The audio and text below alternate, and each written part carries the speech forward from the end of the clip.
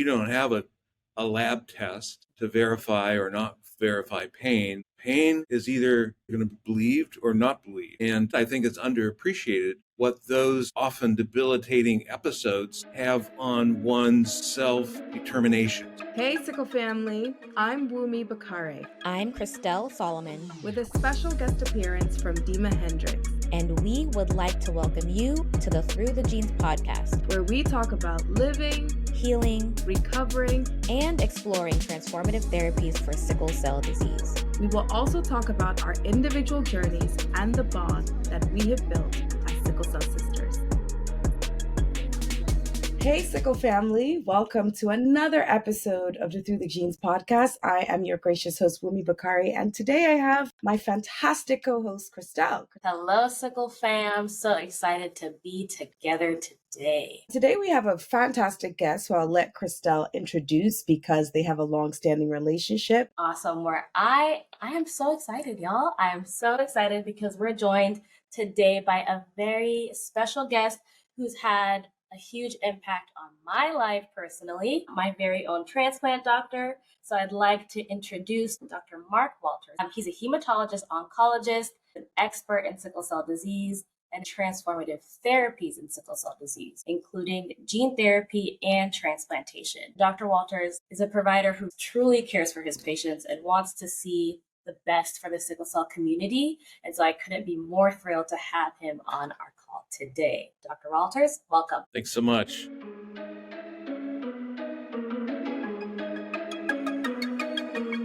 So for viewers who are interested in how does a sickle cell patient maintain their health so they are a perfect candidate for cell and gene-based therapies, then this is the episode for you.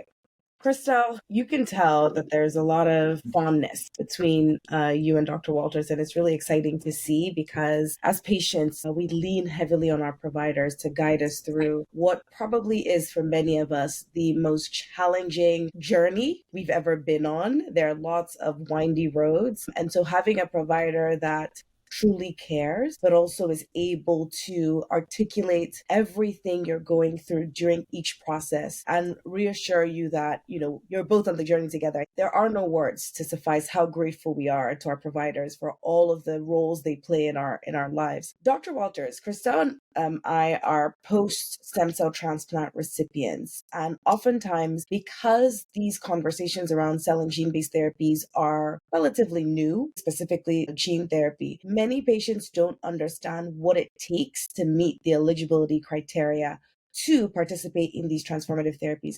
Can you help us understand what pre-treatment health requirements do we have to consider before embarking on the gene and cell-based therapies process? Yeah, so it's an important topic to understand. And the basis is that, like I mentioned, this is an intensive treatment that has significant risks associated with it. So when it was being developed, the notion was that one should have severe disease to balance out the risk and benefit. So if it's successful, if a person is having a lot of trouble with their sickle cell disease, then the benefit would be elimination of those problems. And the risk, of course, is getting through high-dose chemotherapy and all the other complications, both in the long term and short term, that might happen.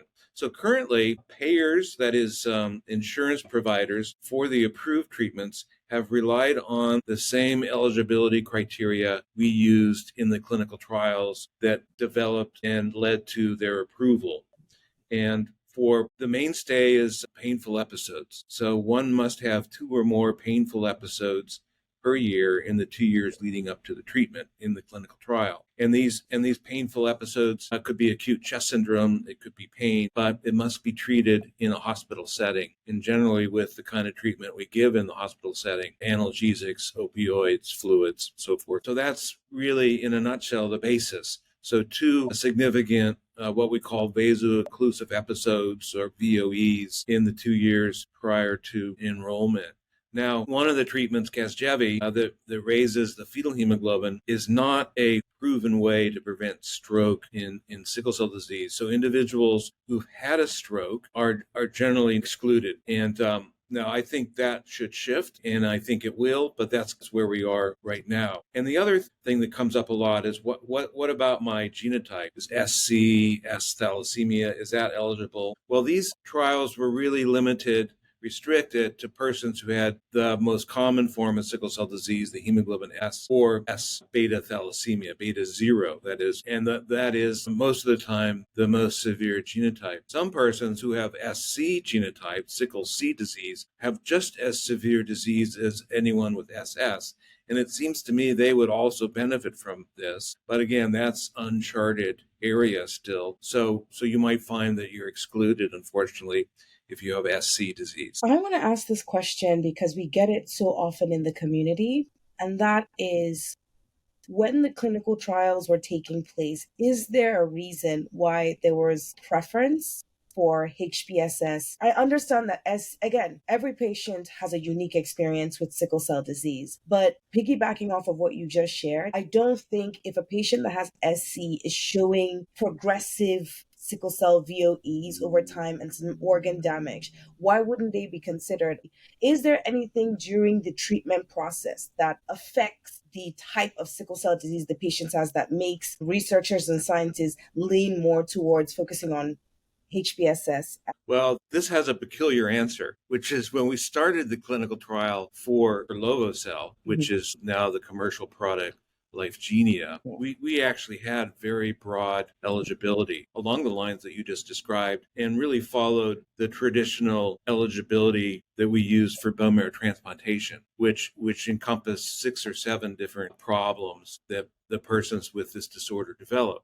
And, when you're developing a new treatment and the FDA is regulating it, they have a strong say in how it's carried out. And the FDA was very clear, and I don't, on one level, disagree with this, which is, if pain is the hallmark of this disorder, which it is, then they reasoned that if you go through this kind of intensive treatment, your pain should be eliminated. And so that was the study design they have insisted on, that the treatment outcome should be transformative in that it eliminates pain completely.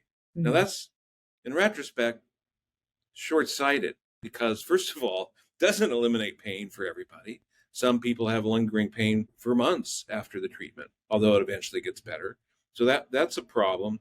And you're absolutely right. If you have other complications, other organ impairments associated with sickle cell disease, either of these treatments should stabilize that, should make it better.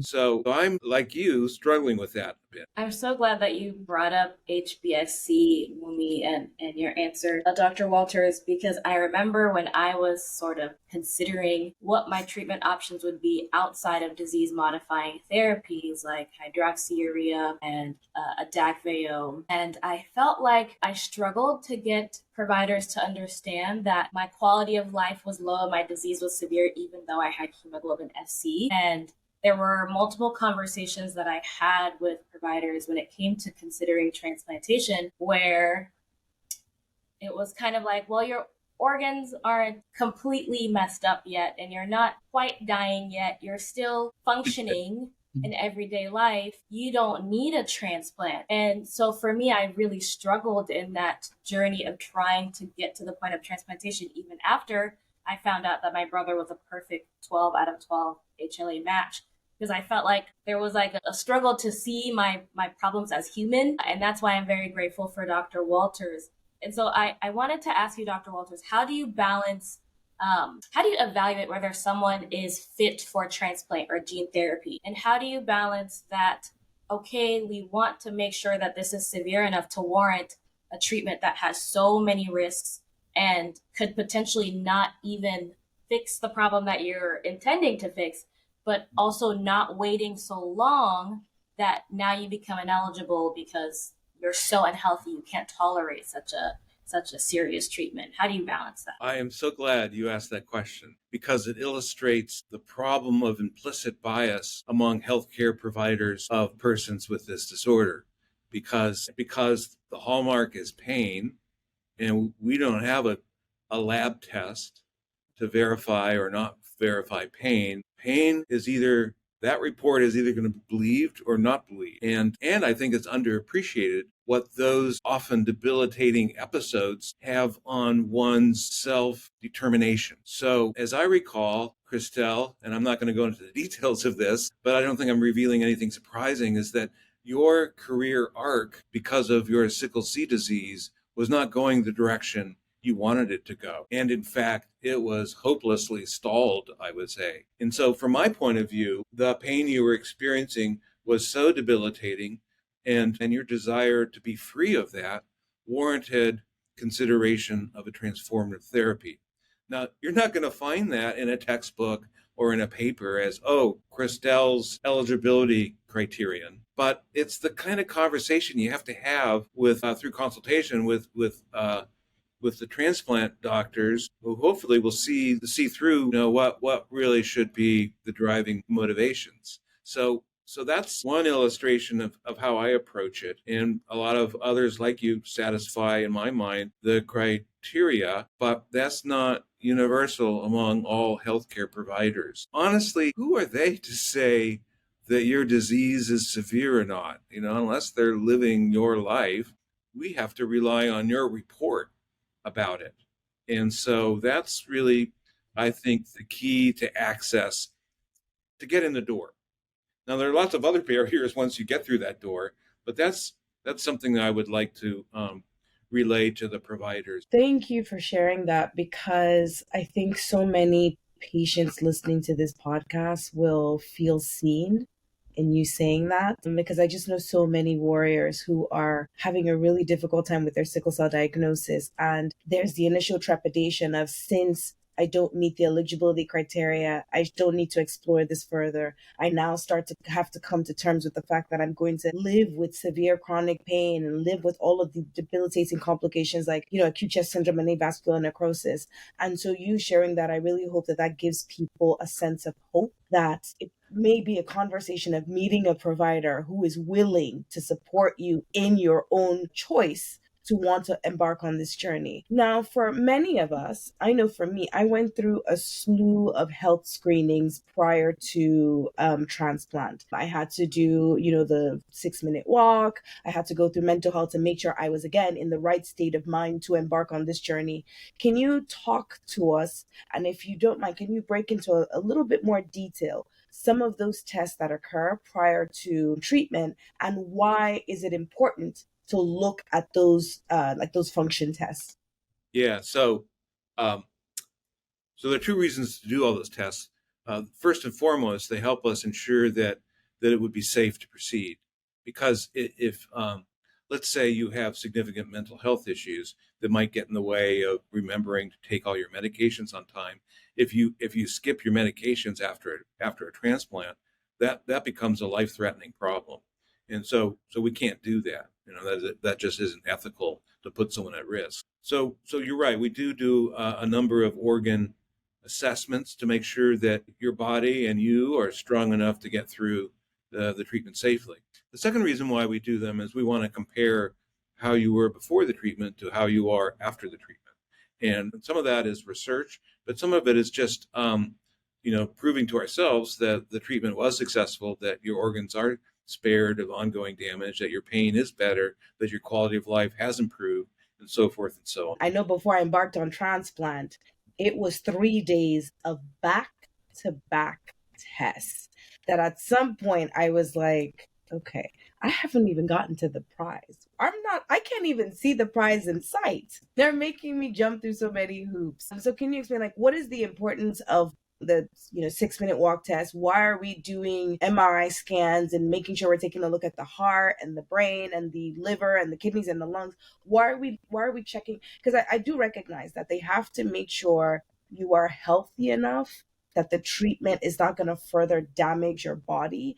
But I would imagine that there are things you are intentionally looking at. Like for me, I shared this with Christelle. I had to go through to see a dentist because the providers were like, that could be an area of infection when you embark on the conditioning regimen. So why all of those tests? I'm happy to get into the details because that's the world I live in.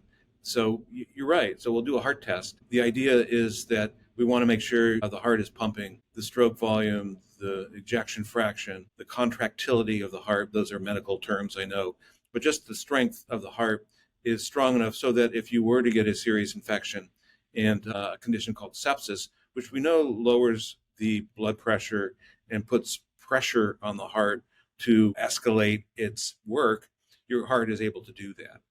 And then in that way you can ride out the storm, if you will, and recover from a serious infection. Lungs are kind of the same story. We know that the lung in sickle cell disease is prone to certain kinds of damage. We want to see the extent of that damage, because if it exceeds a certain limit, then we worry about it. If you were to get a pneumonia in the course of the treatment, which is an infection complication, that you would be able to get through that safely, and that you'd have enough reserve in your lungs to navigate through that and to recover.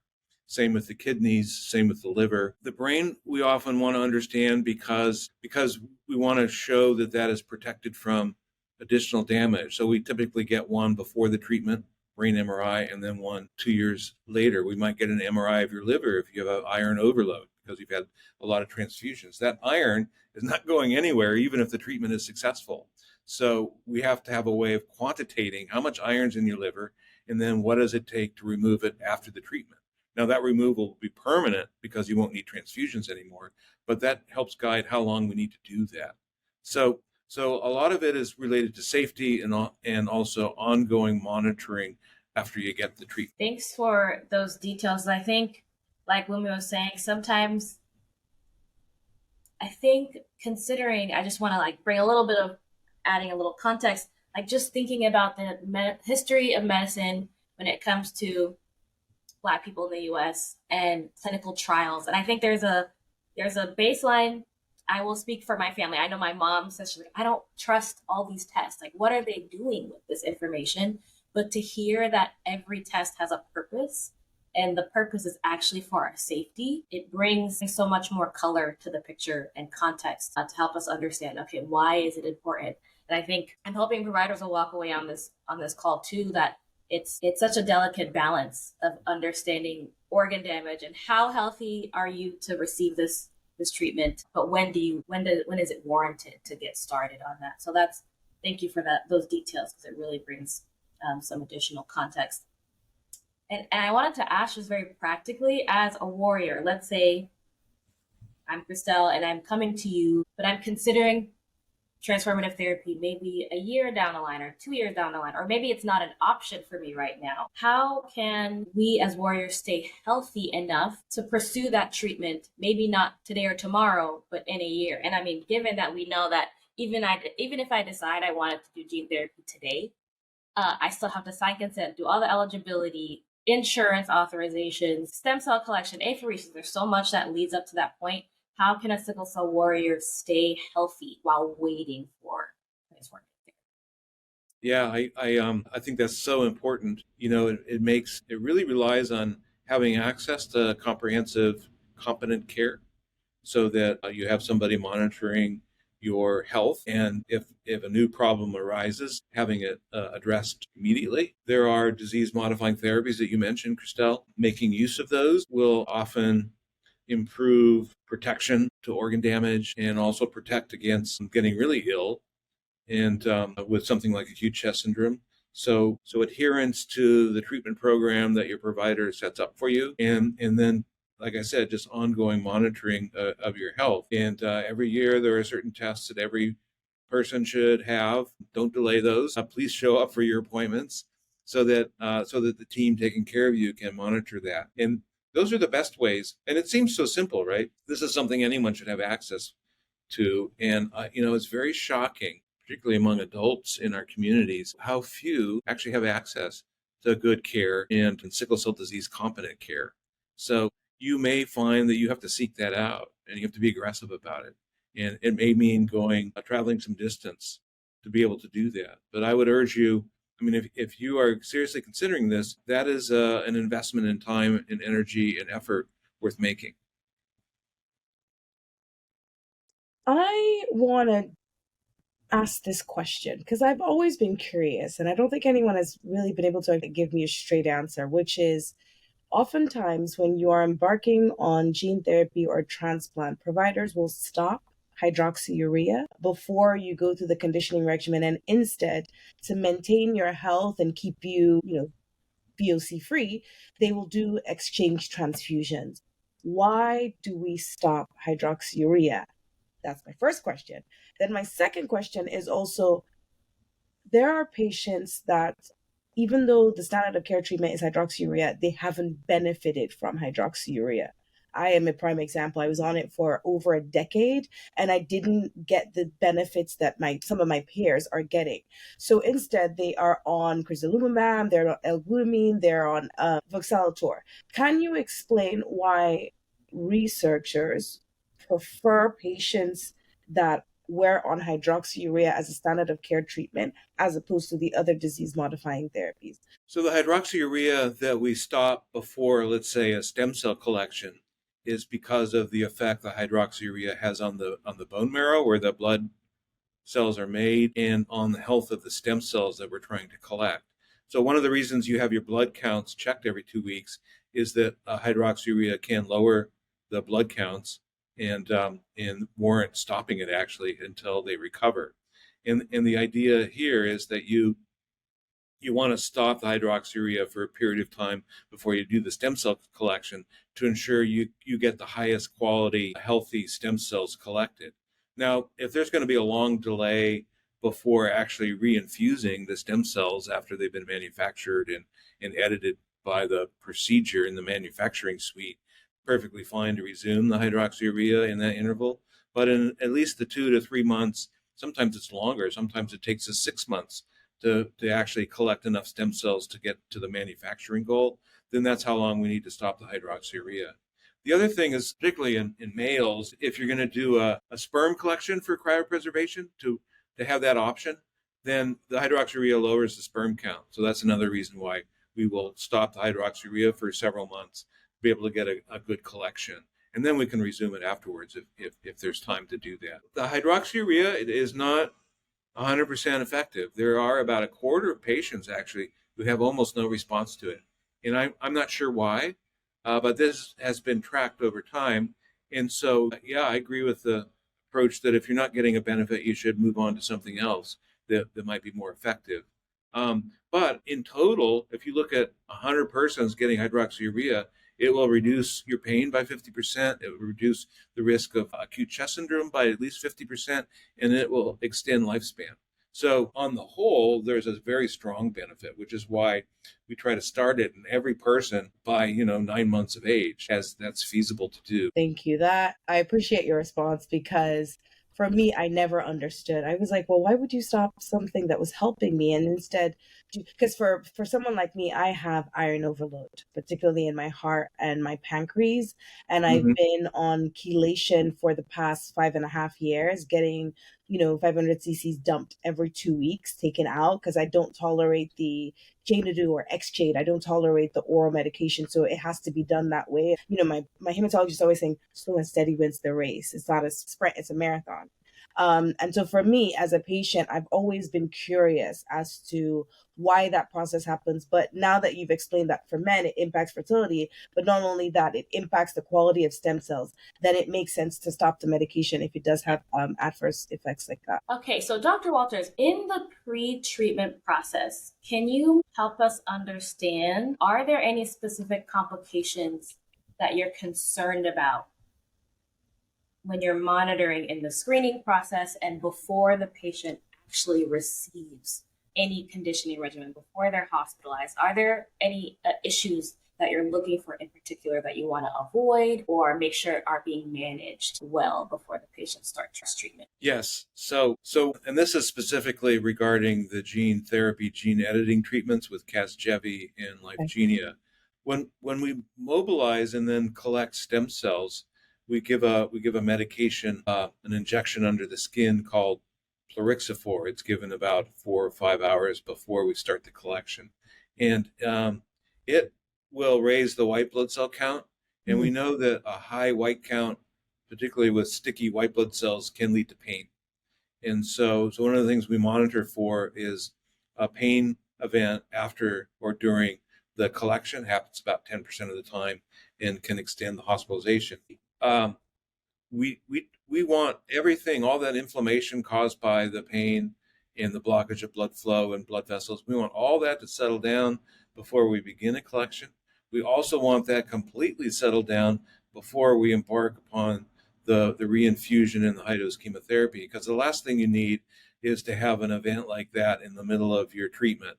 It already, the treatment itself will elicit pain, and then you don't need a sickle cell pain. So we try to keep I like to keep the hemoglobin S less than 30% in the lead-in before all that, and to keep you pain-free. If a person happens to have a painful event, gets hospitalized a couple weeks before the planned infusion of the gene therapy, gene edited cells, I'll delay it. I'll postpone it for a week, couple of weeks, or even a month until everything settles down again, the inflammation goes away. So those are some of the things that we monitor and try to avoid leading into the into.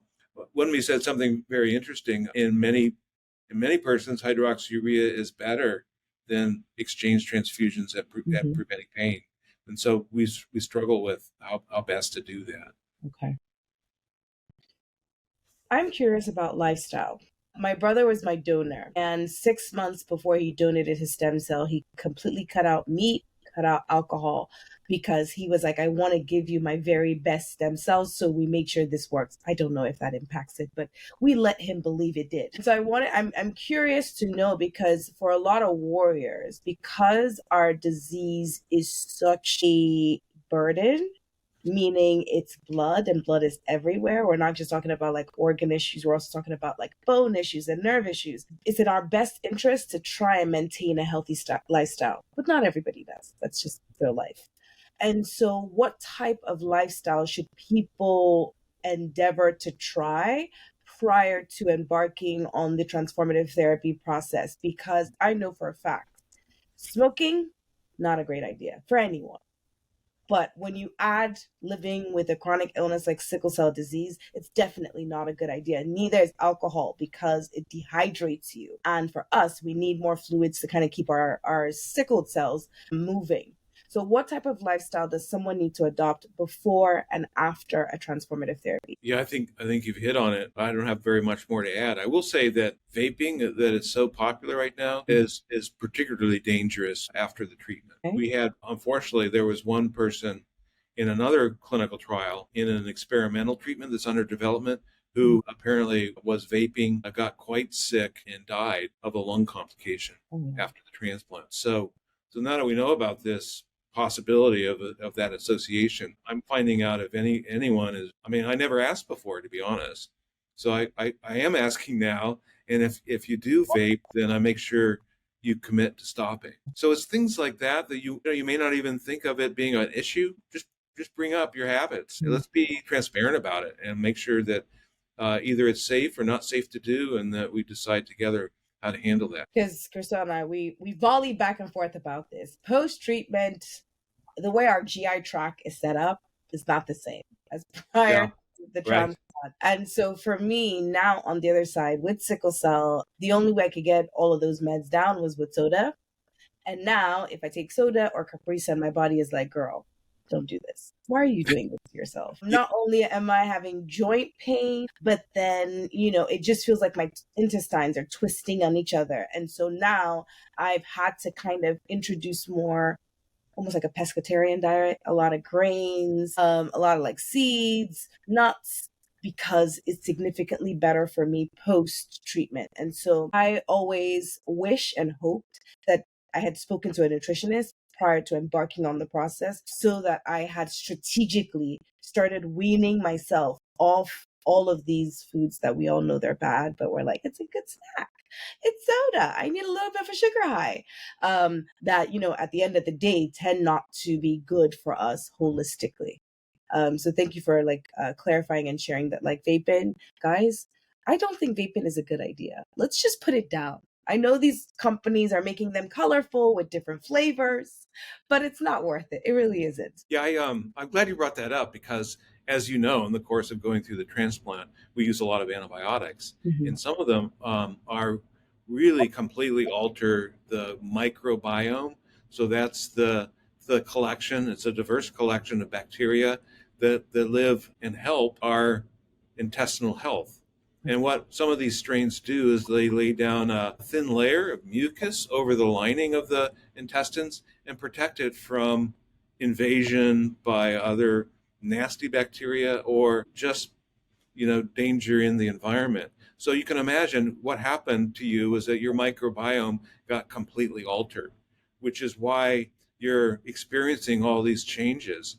And we don't really know how to restore yet the microbiome. It's almost like maybe one day we'll be getting a sample of those bacteria that live in that area of your body, and then giving them back after the treatment to kind of repopulate with the healthy group of bacteria that should be living in there, help with digestion and keeping your gut health safe. So, but diet is a big part of it. Like one thing I always like to bring up, which the children hate on my service, is broccoli. Broccoli really promotes, growth of these what I call commensal anaerobes, so the ones that lay down the mucus. So eat your broccoli, and don't go to Panda Express for heaven's sakes. Yeah, eat healthy, fresh food if you can. That's hard to do. I know. I'm not very good at it either. It's funny you mentioned broccoli because I just bought broccolini and broccoli yesterday. It's one of my favorite vegetables, although how I prepare it sometimes may defeat the purpose of the actual health benefits, but I call them broccoli chips. And so what I do is I put sesame oil and the Green Goddess seasoning from Trader Joe's, or just salt and pepper, put it in the air fryer. They come out so crunchy. It's literally like a bag of chips. I'm like, this is dangerous. I'm sure it's not good. It tastes too good to be good for you anymore. Oh man, I know we're running out of time, but I have a question that I just can't help but ask. And this was something that I struggled to navigate, and I was getting a lot of help from the therapy resources at UCSF where I got the treatment, and also the PT team. But can you tell us a little bit about how to navigate post-transplant, because in my mind, I'm like, I know I'm not sickling anymore, right? That's my thought process. Like, I'm not sickling at the rate that I was sickling before. I still have some sickle cells because I have sickle cell trait. But I'm like, I want to go for a walk and I want to exercise, but I'm so tired. And I also don't want to trigger any pain. And my body still kind of remembered some of the triggers from before. So even though I'm not sickling, if I'm outside in the cold for a long time, I would still get pain. And so how does one manage this like new body and new life post-transplant when it comes to trying to build your strength because you have the opportunity to maybe do a few more things that would have otherwise ended you up in the hospital? But how do you also not overdo it in that season post-transplant? I wish I had a good answer. I'm still ignorant of the pain pathways and how to remodel those, but we do know that the nociceptic, the nociplastic, those are medical terms to explain what part of the nervous system in our peripheral nerves, let's say, sense pain. And those get completely remodeled in sickle cell disease. If you're a type of person who has pain on most, if not all days, is taking opioids almost every day, if not every day, and have been that way for months and years, that pain and the sensing of it is not eliminated immediately by a successful transformative treatment because the nerves have to remodel, and that's not a fast process. So I'm not surprised that if you try to do things that your red blood cells will perfectly happily support, that your pain system is not up to speed to do it. And so and one really famous study I like to quote in the National Institutes of Health, a clinical trial of adults who got matched sibling transplants. Half the patients, depending on the type of chronic pain they were classified to have, were still receiving opioids a year after their successful transplant. So that just gives you a sense of how long it takes to resolve those issues. So I wish I could explain how to speed that process up. I wish I understood it better. I just say the words. I'm not a pain expert, but that's something that is intensely studied right now, and I hope we'll make some progress. Dr. Walters, I want to pose this final question to you before we do our rapid fire questions at the end, which is the fun little game we like to play so that we can peek behind Dr. Walters and get to know Mark. You are a pediatric hematologist.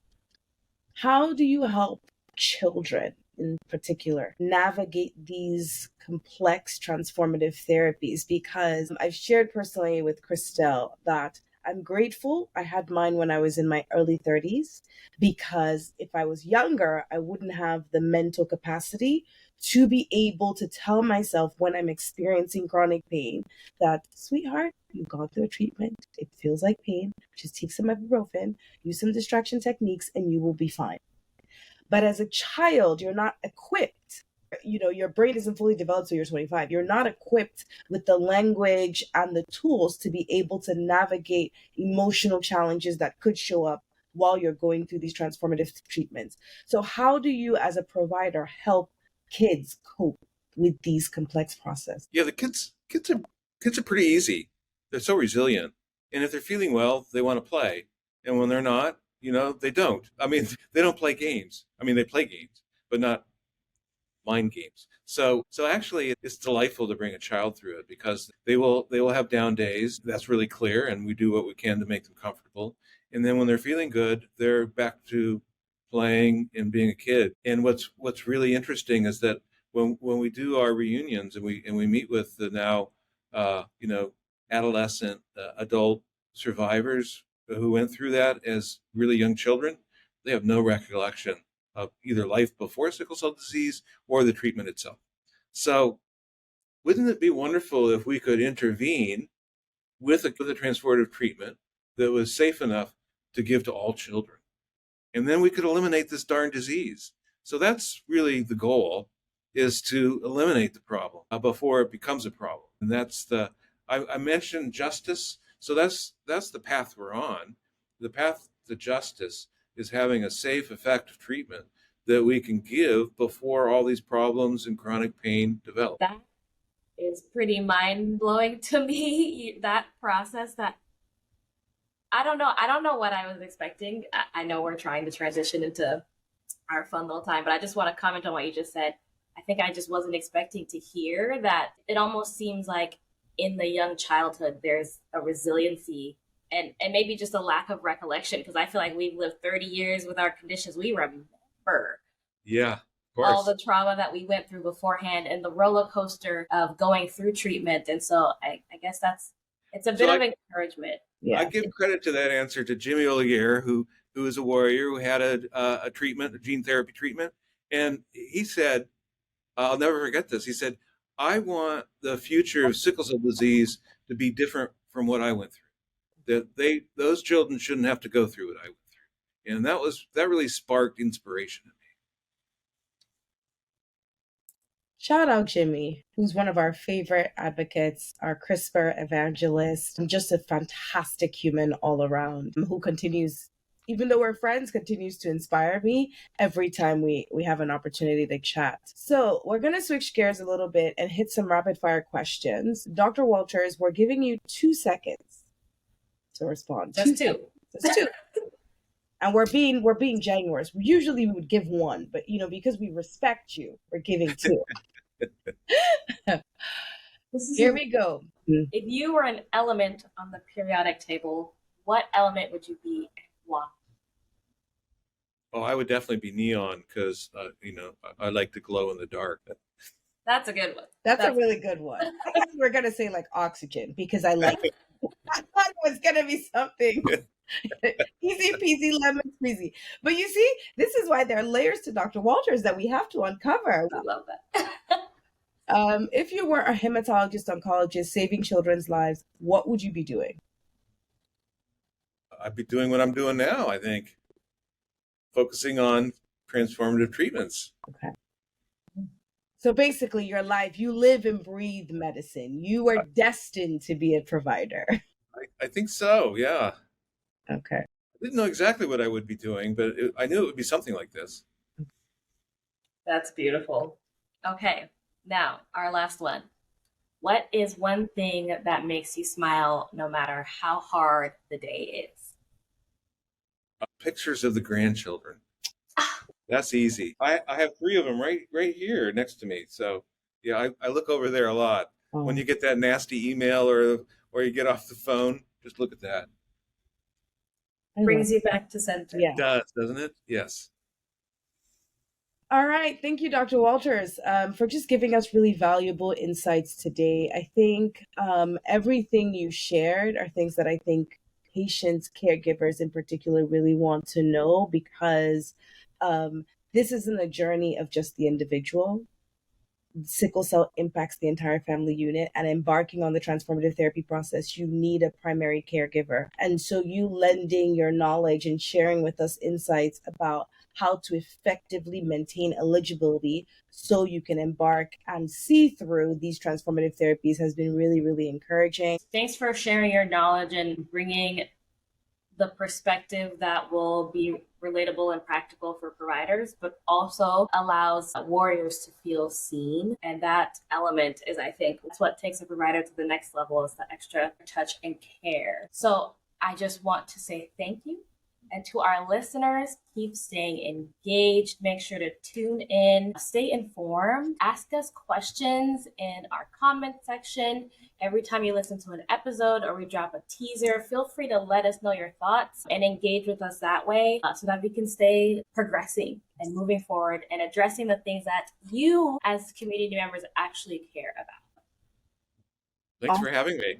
Of course, this was fantastic. Now, if you love this episode, but you have a question for Dr. Walters, please go ahead and send those questions in. We will get them directly to him, and we might not be able to hop on a podcast and let you know the answer, but we'll get you an answer indeed. So again, don't forget to like, share, subscribe, comment, reshare, repost on all social media platforms. And don't forget to visit www.throughthegenes.com for all the latest news on upcoming episodes and to purchase your own Looking Good in My Jeans t-shirt. Signing off, Wumi Bakari and Krista. And Christelle Solomon. Bye. This show is brought to you by Beam Therapeutics, Synthago, and Kamau Therapeutics, with support from the UCSF Sickle Cell Center of Excellence, Through the Pain Inc., and Sickle Cell Prodigy.